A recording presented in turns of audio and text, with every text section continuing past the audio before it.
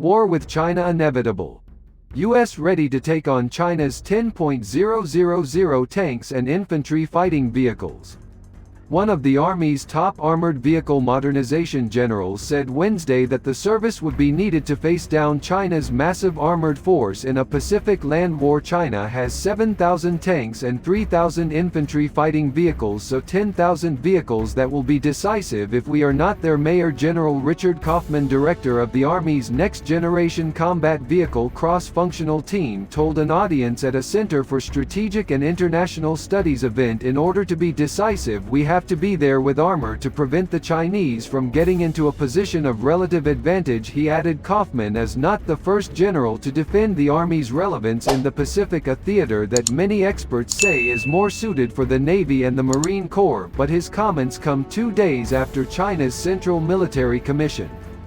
Vice Chairman Xu Qiliang made a provocative statement about the likelihood of war with the United States. The top uniformed soldier in China, chairman of China's Central Military Commission, stated that war with the United States as inevitable. Kaufman said that is the first time China has made that statement publicly. Kaufman, who oversees development of armored vehicles in the Army's modernization efforts such as the optionally manned fighting vehicle, warned that the Chinese are known for using armored forces and that they are likely to be the aggressor in a potential future conflict. If you are the head uniformed general in the Chinese military and you say it's inevitable, what does that mean? Kaufman said. I think that means that you are willing to strike first, because if it's inevitable, why would you wait for your adversary to strike first? The Marine Corps, which is preparing for island-hopping missions in the Pacific, began getting rid of its M1A1 tanks last year, a move that some experts say will put the burden on the Army to back them up with armored support. Kaufman argued that Chinese military forces use armored vehicles every time. The reason why you need the land component in the Pacific is that it's the only component that will be decisive.